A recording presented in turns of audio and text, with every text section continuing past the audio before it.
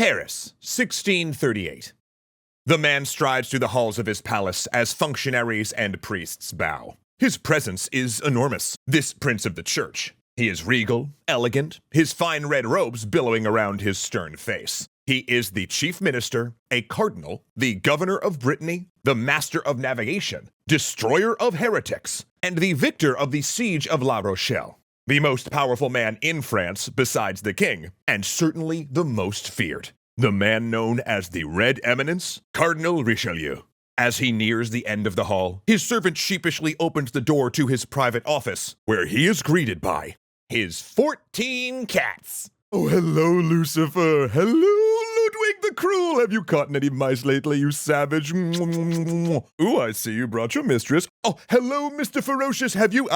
no pets if you scratch, remember. Oh, you rascal.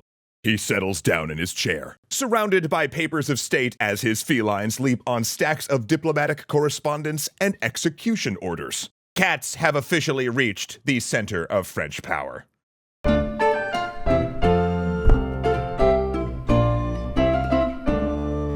And if you, like me, would like cats to also invade your gaming table, then you've got to check out our friend's fully funded Kickstarter for Humblewood Beyond the Canopy. Congratulations, you furry fiends! I'm pumped to see how high this thing can go. When we last left our feline friends in Europe, they weren't really doing so great, but that was beginning to change. Because Cardinal Richelieu wasn't the only member of the French elite going a little kitty crazy. In fact, within the palaces and chateaux of France, cats were starting to become known as a companion animal. Granted, few nobles went as hard as the cardinal, who kept a whole room in his palace devoted to his cats and willed them money for their upkeep when he died. But overall, cats were gaining status as a pet among French aristocrats. I mean, kinda, you sorta have to arm wrestle Rob for it. My will reads like a demon's resume. Anyway, many of these new cat owners were women, since French noblemen often gravitated towards dogs which could be used in hunting, yet that was not exclusive. King Louis XV loved cats from an early age, having kept one as a pet when he was a child, and happened to marry a woman, Queen Maria, who herself was a major cat lover. Many of these were white, long-haired Angora cats that had originally been bred in Turkey and imported to Europe, sometimes as diplomatic gifts. Oh, and Maria's favorite cat was actually allowed to wander the interior of Versailles. Supposedly, guests were warned to hand their outerwear to a servant upon entering, because if they laid it down and the cat chose to sleep there, it was not the cat to blame. Which, for those keeping score at home, yes, does mean that the if I fits, I sits rule actually has historical context and royal authority. Though this wider acceptance of cats did become a casualty of revolutionary politics, since they were largely seen as an aristocratic pet, and, well, in the late 18th century, French aristocrats experienced what we might call, severe job cuts, so the emerging fad for pet cats were among the status symbols that suffered. However, a rumor did persist that Marie Antoinette's own long-haired Angora cats were rescued by an American ship captain who took them back to Maine, where they became the genetic stock that created the Maine Coon. Well, that story is definitely not true, Zoe, but you are royalty to me. And she's leaving. Wait, don't go, Zoe, because this actually does lead us to an area where cats had maintained their popularity, bud. It's one of your favorites, the high seas. Now, the long voyages of the Age of Exploration were often desperate affairs, so preserving a ship's stores was literally the difference between life and death, and shipboard rodents could not only deplete food supplies, but also poison them with feces and spread disease. But cats provided the easiest solution, particularly because they were sure-footed and could hold on to wood, rope, or canvas surfaces with claws, making them ideal for the rolling world of a sailing ship. And as a bonus, their sensitive inner ears made them a sort of early warning system for storms, since they'd become anxious and irritable due to changes in pressure that occurred ahead of heavy weather. Some superstitions even held that cats could control storms, storing the weather in their tails, or that their eyes would change before a storm. In fact, some of these sailing cats became so famous, we did a whole series of shorts on hero cats, which you should definitely check out after this episode. But all that is to say, due to their usefulness, cats became regulars on sailing ships and were spread across the world during the colonial era, though sometimes with dire results for local wildlife like birds. These sailing cats were what could be called a sort of working cat. Because sure, they provided companionship and entertainment at sea. Seriously, just imagine bored sailors watching a cat run and climb around the deck of a ship. It sounds adorable, but they were primarily rodent control. And that was a service they continued when they came ashore. Puritans brought cats to America, where they became so essential to frontier life that in the 19th century, wagon trains headed out west would bring them along if possible. In fact, good mousers, the sort of job title for a rodent hunting cat, were so necessary in the Old West that we have records offering them for sale at $10 a cat, or roughly half a month's pay for a cowboy at the time. Even the US Army joined in, because rats had been a problem for the military. By the Civil War, it was not uncommon for actual tax dollars to go toward acquiring and feeding cats on army bases in order to protect food stores. And they were not the only institution that was doing so.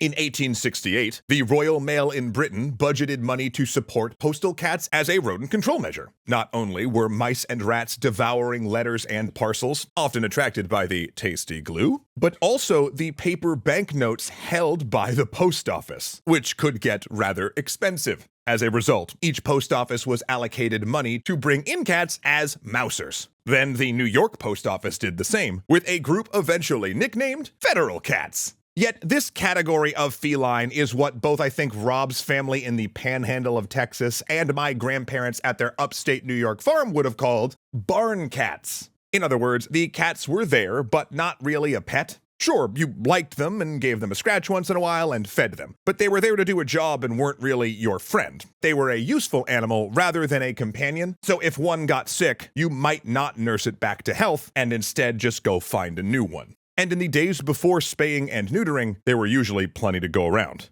Though there were some other groups that were warming to cats once again as companions due to, well, how low maintenance they were. One group was common women, especially older women, widows, and unmarried women, who were well known throughout history to enjoy the company of cats. And yes, this is where that, quote, crazy cat lady stereotype comes from. It goes way back. In fact, card art on Victorian games of Old Maid often depict the titular Old Maid with a cat or parrot. But they were also growing in popularity among the intellectual class. During the Enlightenment, both Isaac Newton and Dr. Samuel Johnson, writer of the first English dictionary, were well known to have particularly close relationships with their cats. To the point that Johnson has a statue of his cat standing outside his house in London. In fact, here's even a Walpole connection for all of you extra historians. Walpole's son, the writer Horace Walpole, was well known to absolutely adore a pair of cats. And one way we know this is because when one accidentally died drowning in a fishbowl, his friend wrote a humorous poem to commemorate the event.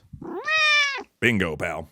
French romanticists also took up the cause of cats. They associated the animals with women, sensuality, seduction, and romance. They'd often compare a man who could attract a stray cat to one who could seduce romantic partners. So while many mainstream writers were using cats as shorthand for immoral behavior, whether that was inconsistency and wandering as opposed to the loyal dog, the romantics increasingly returned the cat to its sexy reputation. It also did help that this period coincided with the rediscovery of the Egyptian past, and an understanding that the ancient world, which 18th and 19th century Europeans were obsessed with, had venerated cats. In fact, one French poet, Théophile Gautier, published a whole book titled My Private Menagerie, exploring his relationship with animals. At the beginning, he jokes that his enemies stereotype him as lounging in pillows covered in cats, and that exaggeration is not far off. He goes on to tell humorous stories about his favorite felines, including one of his most loved cats, trying to stalk and kill his newly acquired parrot, then freaking out when it spoke with a human voice.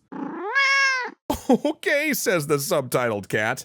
Then a new medium arose to help spread the amazingness of cats to the masses: photography.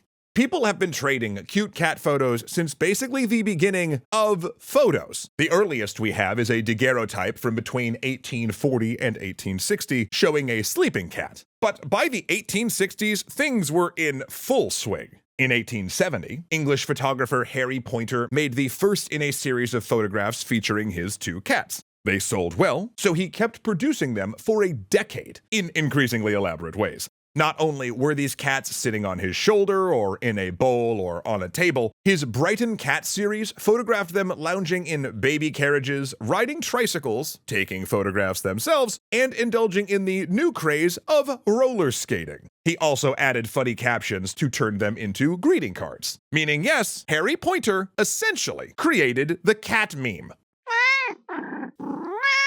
Okay, way to get biblical with it, Zoe, but yeah, that is always kinda true, for good or bad.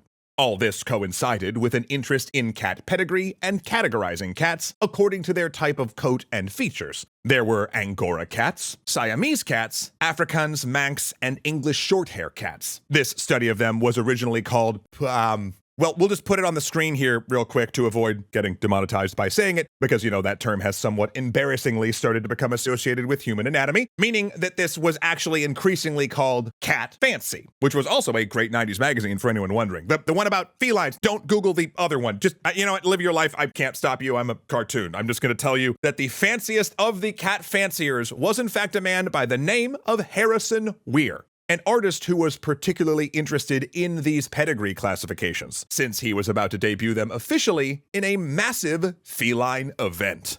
July 13th, 1871, London.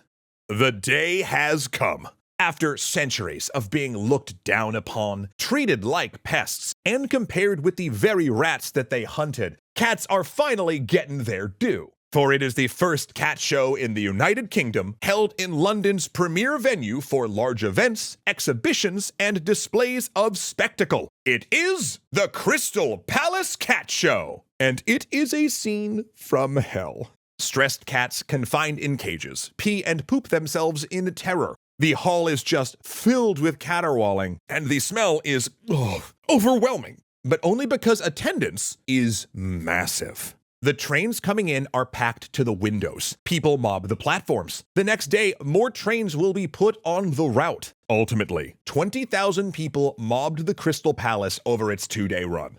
Now, many of these people have come only to gawk and laugh at the idea of making such a fuss of a lowly animal. To see the spectacle many predict will be a disaster. But despite the noise, and the smell, and some cats getting out and tearing around, reportedly, everyone had a really good time. Correct, Zoe. Very good point. The show was actually a huge financial success for the Crystal Palace, to the point that a second one was held later that year, as well as 2 others in between, organized by private individuals to make a quick buck. Seems the Crystal Palace was so happy with Weir that they actually gave him a commemorative silver tankard. Not to mention his cat also took home first prize, which is a little suspicious given how he was the organizer, and the panel of 3 judges consisted of Weir, his brother, and his friend. He'd later go on to write a book about cat pedigrees, and in 1887 became the founder and first president of the National Cat Club, though 3 years later he resigned amongst infighting and scandal, which some considered quite catty. Rawr. This rise in feline interest also corresponded with the rise of a new movement, that of animal rights. The Society for the Prevention of Cruelty to Animals was founded in 1824 in England and opened an American chapter in 1866. But early animal cruelty laws often excluded cats, being focused mostly on livestock like cattle and horses, and banning dog or bear fights. It wasn't until 1911 that the UK passed a law covering domestic animals, and 1966 that the US passed its federal protection law, though most states had them on the books already. In other words, the world was perched on the edge of our modern obsession with cats, but it took one more man to push the public over the edge: Louis Wain. In the 1880s, he began drawing portraits of cats. This led to magazine illustration work and a children's book, but it was specifically a spread for the 1886 Christmas edition of Illustrated London News that really kicked off his kitty career.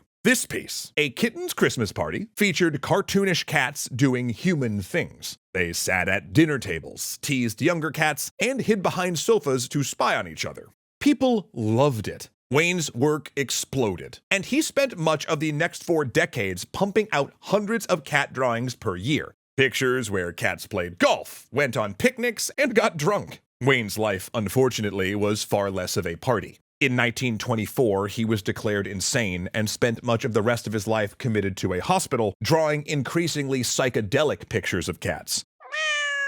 Yeah, actually, Zoe, this is often considered Wayne's best work. But while art collectors now covet Wayne's later stuff, his early caricatures really did have the most cultural impact. They helped spur, or at the very least coincided with, increasing feelings that cats were, essentially, like us. Creatures that belonged in the home, slept in your bed, ate food specifically made for them, became mascots of animated YouTube channels that you can actually buy plushies for at this point, which some proceeds from also support the ASPCA, and, most importantly, who were considered members of the family.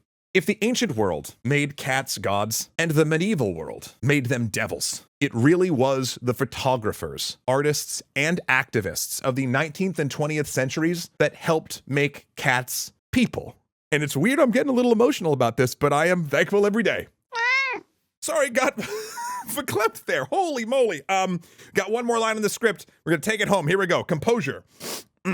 And soon, they will transcend that role, rise up to rule over humanity as beautiful tyrants, and usher in a new phase of Hold on. Zoe, you gotta stop changing the script. I was just getting emotional about you, bud. Your handwriting's atrocious, by the way. I recognized it from your Humblewood character sheet last night.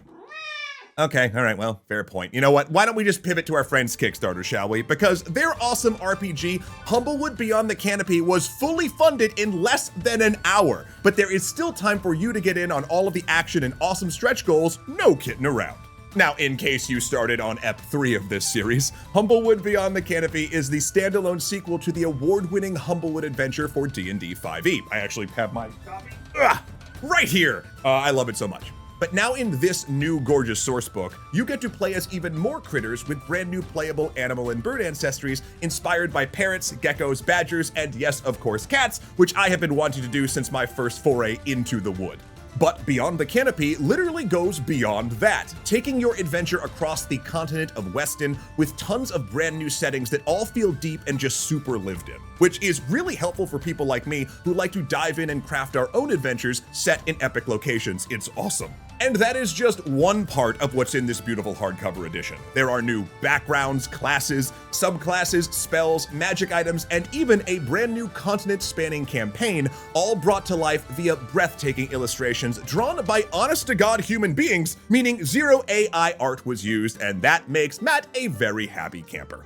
Now, the Kickstarter is entering its final days, so you should scan right here or click the link in the description to make sure you don't miss out on picking up your copy of Humblewood Beyond the Canopy with all of its exclusive Kickstarter stretch goals. There's tons of different pledge packages available, but again, time is running out, so please join me and thousands of other animal adventurers in locking in your pledge today and be a part of what is really one of my absolute favorite RPG projects.